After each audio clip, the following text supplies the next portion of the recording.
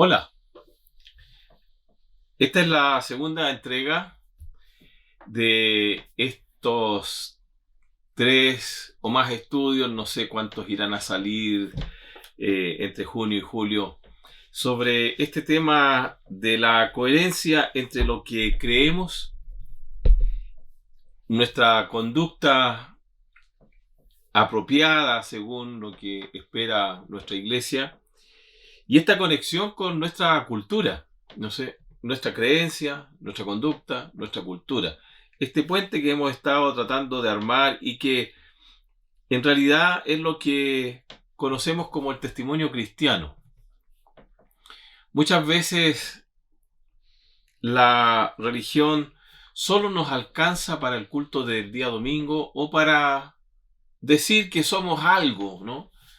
Que somos evangélicos, que somos católicos, o incluso decir que no somos nada, ¿no? Que no tenemos ninguna chapa religiosa. Y esa situación hoy día afecta profundamente nuestra determinación evangélica. Las personas nos piden a nosotros que podamos demostrar esa conexión con la realidad con la que vivimos, dado que nuestra fe tiene que ser una expresión vívida de lo que creemos, y eso tiene que verse a diario en lo que hacemos, en lo que decimos, la forma de vida que llevamos. Entonces, la semana pasada nosotros tratamos de establecer los principios de esto y llegamos a una declaración básica de lo que esperamos construir durante estos estudios. Y empezamos con estos desafíos que significan conectarnos con nuestra cultura. Entonces, al final de la semana pasada, tratamos de definir ciertos términos que vamos a estar usando permanentemente. Por ejemplo, hablamos mucho de coherencia y dijimos que la coherencia es esa conexión o la relación o unión de unas cosas con otras. Entonces, cuando estamos hablando de coherencia teológica, estamos hablando de la conexión, de la relación o de la unión entre nuestra teología y la conexión que hacemos con las cosas diarias o con la cultura en la que nosotros vivimos. Es esa actitud lógica y consecuente con los principios que nosotros profesamos. Ese marco ético, esa moralidad que debieran ser naturales en nosotros debido a nuestra creencia. La verdad, por ejemplo. ¿Por qué para nosotros es importante la verdad? ¿Por qué decimos la verdad aunque a veces eso juegue en contra incluso de nuestros propios intereses? También hablamos de cómo la coherencia provoca en nosotros cohesión, nos hace personas sólidas. Cuando somos coherentes, eso nos da a nosotros identidad. La gente sabe lo que somos. Nos mira y dice, ustedes son evangélicos, son cristianos. Empieza a confiar en nosotros. Puede que no acepten ciertas prácticas nuestras. Puede que incluso no las entienda. Hoy, el día domingo, levantarse temprano, ir a un culto, cuando el día domingo es para descansar, dicen. o no practicar ciertas costumbres que son comunes tal vez en mucha gente y que para nosotros no tienen ningún interés o no las encontramos beneficiosas. Y ellos no las entienden, pero respetan lo que nosotros somos porque hay cohesión en nuestra vida, hay solidez en nuestra conducta, hay algo diferente. Eso es lo que las personas a nuestro alrededor buscan también en una persona cristiana. Entonces, la identidad viene a ser la cualidad más propia que le da sentido a nuestro testimonio. Entonces a veces dice, oye, ¿y tú por qué eres así? Y uno puede decir, bueno, yo soy cristiano, yo soy hijo de Dios, mi fe, mi relación con el Señor, mi salvación. Entonces empezamos a introducir nuestro testimonio en la vida de otras personas, porque ellos nos han preguntado, no les hemos forzado, ni nosotros hemos forzado nuestro testimonio en ellos. Ellos se han inquietado por nuestra manera de ser. Y luego vienen a nosotros y dicen, ¿sabe? Ustedes oran, ¿verdad? Sí, fíjate que tengo tal problema, o en mi familia hay tal situación, tú podrías orar. Entonces, cuando nosotros somos coherentes, es decir, cuando logramos hacer que nuestras creencias tengan sentido con la realidad que está en el contexto en el que nosotros vivimos,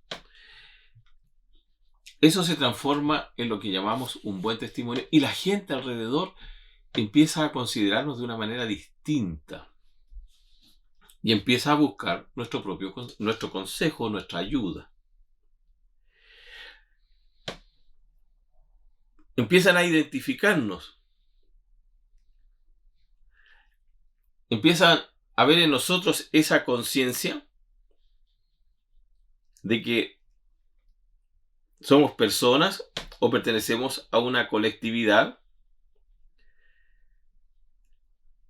que está definida, en este caso, por la palabra de Dios. Y en la palabra de Dios, como vimos el otro día, solamente revisando 2 textos, que nos da a nosotros un sentido profundo en nuestras creencias. Y nuestras creencias tienen una solidez realmente extraordinaria. No solamente el paso de los siglos, sino que también la experiencia interior que nosotros vivimos. Entonces, obviamente, a partir de eso, nosotros llegamos necesariamente a tratar de entender lo que es la teología.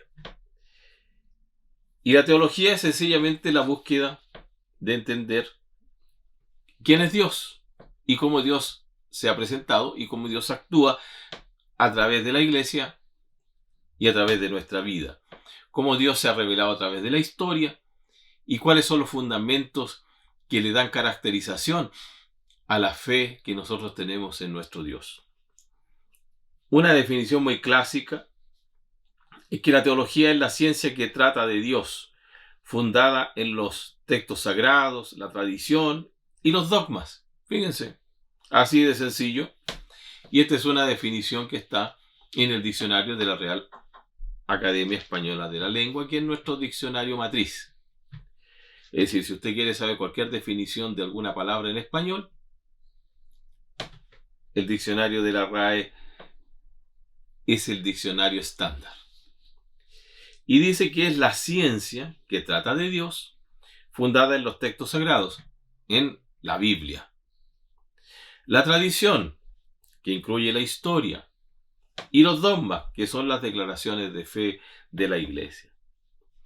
Es una explicación sistemática de los contenidos de una fe religiosa, en este caso la cristiana. La teología pretende exponer comprensiva y coherentemente, de nuevo la palabra coherencia, las distintas doctrinas esenciales de una religión en particular, e insisto, estamos hablando de la religión cristiana. Provee la estructura y la integración conceptual de lo que puede ser conocido respecto de Dios y su relación con el mundo con la iglesia y particularmente su relación con usted y conmigo, porque lo que Dios quiere es establecer una relación personal con cada uno de nosotros. Entonces, fíjense cómo la teología no es una cuestión lejana a nuestra propia experiencia. No se trata de algo que necesariamente es un asunto de la academia, de la universidad o de aquellas personas que consideramos eruditos bíblicos o eruditos teólogos. Se trata de una experiencia común y corriente que usted y yo hacemos todos los días. Como dije la semana pasada, con declaraciones tan sencillas como las que usted hace cuando dice que usted cree en un Dios creador todopoderoso, que lo vimos en Génesis 1:1, o cuando usted dice que Jesús es Dios, que Jesús es su Salvador, usted está haciendo declaraciones profundamente teológicas. Entonces, a partir de esas ideas y al hacer una relación de su lectura bíblica, usted va construyendo su propio panorama teológico. Ese panorama teológico está fundado también en su experiencia en la iglesia, en su comunidad de fe, en su congregación local, que viene a ser la comunidad que interpreta la palabra de Dios, que le da sentido a su teología y que lo orienta a usted en los caminos correctos de la recta interpretación de la teología. Entonces la iglesia le provee estructura, le provee integración conceptual, le ofrece definiciones que usted a medida que va creciendo, va madurando y va aceptando al principio, va corrigiendo, va integrando otros conceptos, va sumando, va restando ciertas cosas que no le parecen correctas, va adquiriendo nuevas ideas, nuevos conocimientos, lo va aplicando a su propia vida, a su propia experiencia, va entendiendo lo que es la oración, lo que es la mayordomía, por qué debe bautizarse, lo que significa el bautismo, lo que son los sacramentos, lo que significa evangelizar, lo que es la misión de la iglesia, lo que significa tal o cual otra doctrina de la iglesia, aplicado a su propia experiencia particular, familiar y su relación con la congregación en la que usted es parte como miembro de una iglesia y que de manera responsable crece cada día en la gracia del Señor. Entonces va sumando, va quitando, va corrigiendo, y esa es una experiencia diaria, y en la medida en que usted va viviendo esas experiencias y las va sumando a su vida y va adquiriendo un nuevo conocimiento, va creciendo en la gracia, va entendiendo lo que es la vida santa, lo que es la santificación, lo que es la justificación, etc. Las ideas bíblicas sobre la segunda venida. Le puedo citar muchas otras doctrinas si fuera necesario. Todo eso lo va a usted transformando en una persona cristiana coherente que necesariamente en su propia experiencia de obediencia, de consagración, de búsqueda del Señor, lo van transformando en un cristiano coherente y de buen testimonio frente a esa comunidad en la que usted es parte, que no solamente corresponde a la congregación en donde usted participa como cristiano, sino donde usted estudia, trabaja, donde usted vive, donde convive con otras personas, y que al ser coherente ocurre lo que yo describí al principio y usted se vuelve una persona responsable frente a otros que al verlo sólido como cristiano buscan el consejo suyo para enfrentar ciertas cosas que tal vez ellos no entienden en la vida. Entonces, esto viene a ser una explicación metodológica de lo que ocurre en el proceso propio del crecimiento cristiano, que debiera ser natural en la vida y en la experiencia de cada uno de nosotros. Este es el resultado de una participación cristiana en una comunidad de fe que responsablemente ofrece a los miembros de su propia comunidad permanentemente un discipulado serio en la palabra de Dios y le permite crecer en el conocimiento de la palabra de una manera libre, informada, y que le ayuda a hacer este nexo con su realidad local de tal manera que pueda enfrentar la vida con firmeza, con seguridad y con decisión. De esta manera, la fe cristiana, que aparentemente viene a ser una cuestión particular, se vuelve una expresión social, histórica, dinámica, presente, y que debiera responder al entorno social en el que cada uno de nosotros se desenvuelve, y viene a ser una respuesta a la cultura en la que nosotros nos desenvolvemos.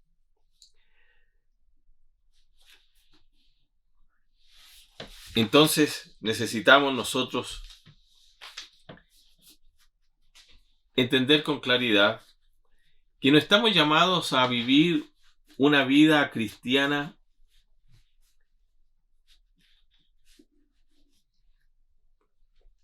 que se centralice en una práctica templista que tiene ribetes solamente de una cuestión religiosa, que se usa solamente en las ceremonias que se dan dentro del culto, dentro de la iglesia, dentro del templo, para la comunidad de fe, y que no tiene ninguna relación con lo que ocurre alrededor nuestro en lo que nosotros conocemos como el mundo, con el resto de las personas. Entonces, es interesante notar que para esto nosotros necesitamos entender que vivimos conectados a una sociedad a la que nosotros pertenecemos primariamente y de la cual la iglesia es parte. Es otra de las tantas instituciones que nos dan a nosotros vida como sociedad. Es una gran institución, pero que mirado desde el punto de vista de alguien que no es cristiano, la iglesia viene a ser como otra más de las instituciones que le dan vida a una sociedad. Es como un engranaje en esta maquinaria que conforma la vida humana. Para nosotros es tal vez la sociedad, la institución, la agrupación más importante porque trasciende esta vida. Un club deportivo, una casa cultural, un partido político van a desaparecer con el tiempo. Las instituciones políticas, las instituciones judiciales, incluso tienen un tiempo de inicio bastante posterior a la iglesia. La iglesia es mucho más anterior incluso al Estado y seguirá más allá de las organizaciones civiles de cualquier cultura. Pero esa verdad nosotros tenemos que hacerla valer. Nosotros tenemos que entenderla desde el punto de vista no de la ideología religiosa, sino de la revelación bíblica y teológica que el Señor nos ha dado. Nosotros tenemos que entender que la iglesia es trascendente en ese sentido y su importancia está dada precisamente porque es una creación de Dios y va a trascender los ámbitos propiamente de todas las otras estructuras humanas. Dicho esto, la iglesia vive en un ambiente cultural igual como las otras instituciones. Entonces, nosotros tenemos que hacer la reflexión y tenemos que entender la cultura que nos toca vivir.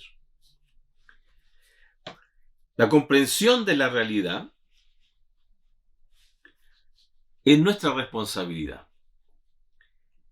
Y esto debe estar basado en una sistemática lectura de los tiempos que nos toca vivir. La palabra del Señor nos invita permanentemente a mantener nuestros sentidos alertas al tiempo que nos toca vivir. Nosotros no somos personas atemporales.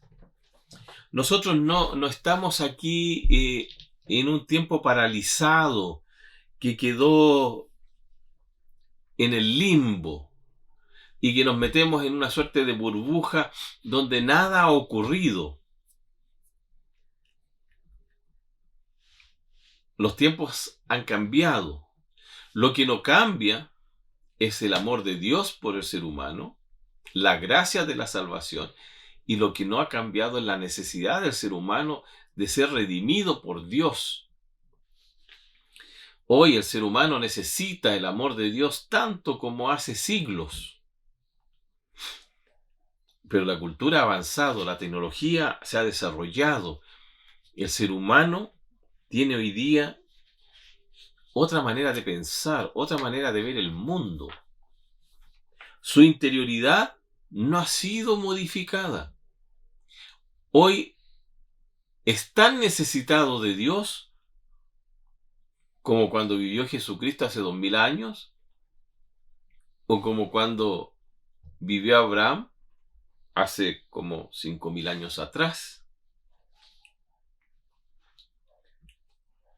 Ya no somos una sociedad agrícola, ya no somos una sociedad tecnológicamente basada en el cultivo de la tierra necesariamente, con arado tirado por seres humanos o por caballos o por bueyes. Hoy día somos una sociedad tecnologizada al extremo, un mundo digitalizado,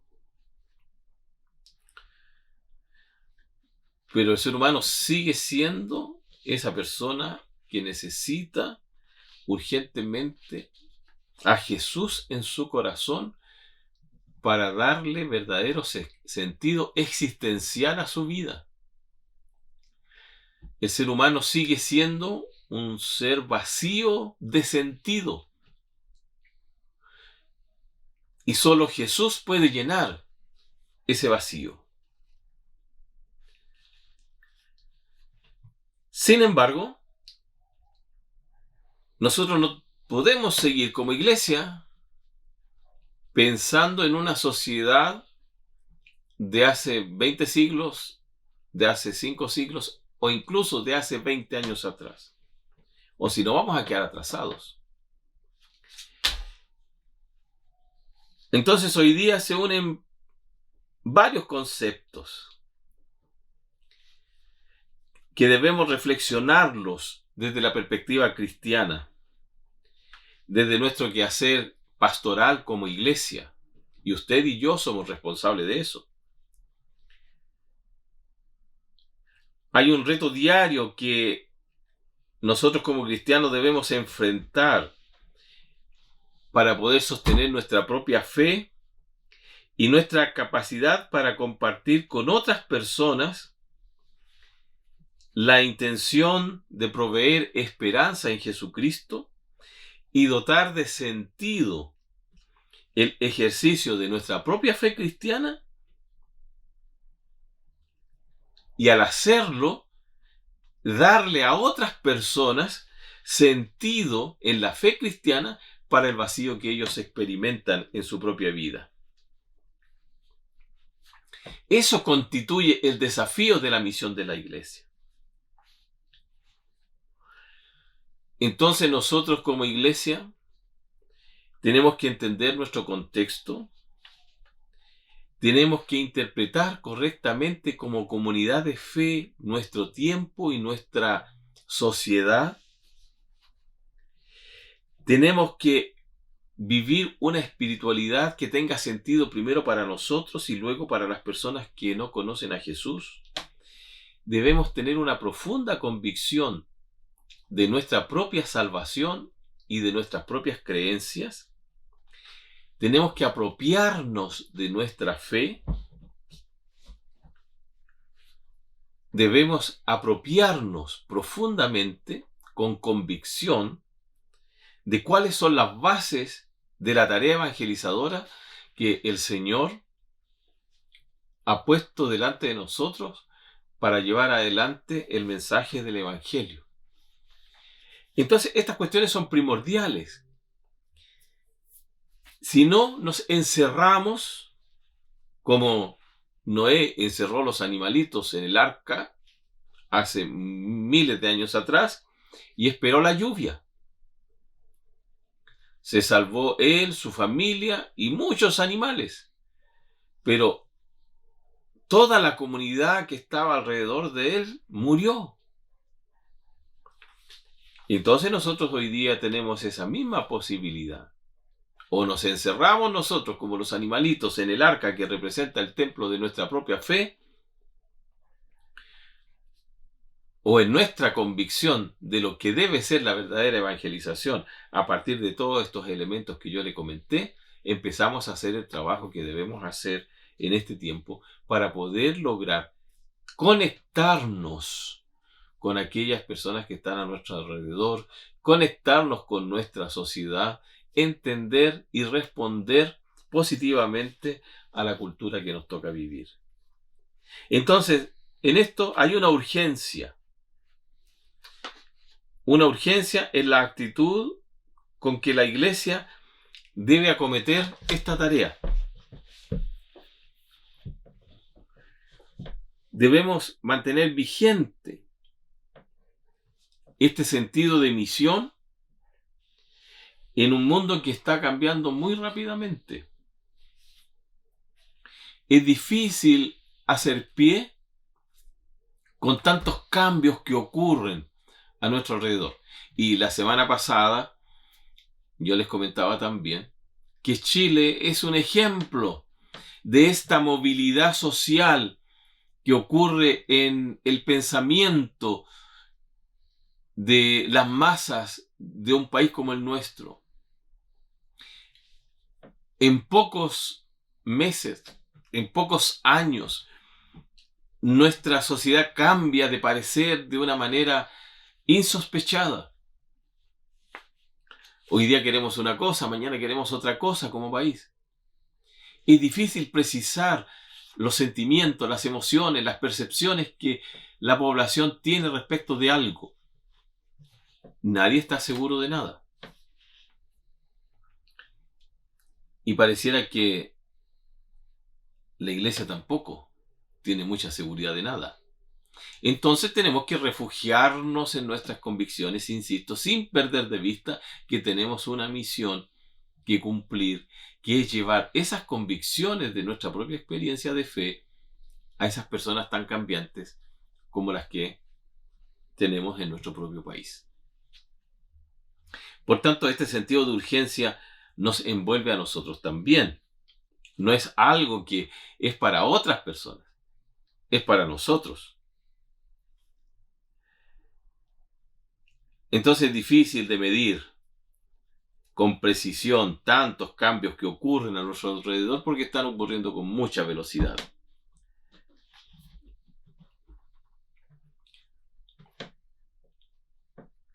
El cambio es lo único que parece no cambiar.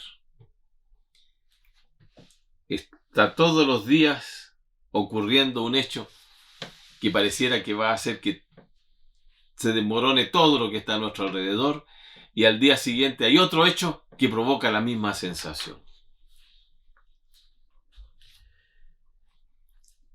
Aunque, en cierta medida, la sociedad, los seres humanos, siempre hemos cambiado. Ese no es un fenómeno actual, ese no es un fenómeno nuevo. Lo nuevo es la rapidez con que se producen estos cambios. Vamos a dejar aquí todos estos comentarios. Vamos a continuar en el siguiente estudio con este tema y vamos a ir viendo cómo nos va saliendo en estos días miércoles todos estos pensamientos un poco sueltos, un poco así aleatorios, Espero que les resulte interesante. Me gustaría que a través del chat, a través del WhatsApp, usted pudiera hacerme llegar sus impresiones también. Vamos a orar y vamos a concluir, porque si comienzo el otro tema, vamos a prolongar mucho este segundo estudio. Así que vamos a orar y luego, como digo, espero que usted pueda hacerme llegar sus reacciones. Vamos a orar. Señor, gracias porque estamos terminando esta segunda entrega pensando así libremente sobre estas ideas de la teología, la cultura, nuestra coherencia. Bendice a la iglesia, bendice a quienes como buenos amigos y amigas nos siguen a través de las redes sociales. Señor, que esto nos ayude a pensar. Bendíceles, ayúdales, lo mismo que a mí, en el nombre de Jesús, nuestro Señor. Amén. Muy buenas noches y les esperamos este domingo, 10 de la mañana, aquí en nuestra iglesia.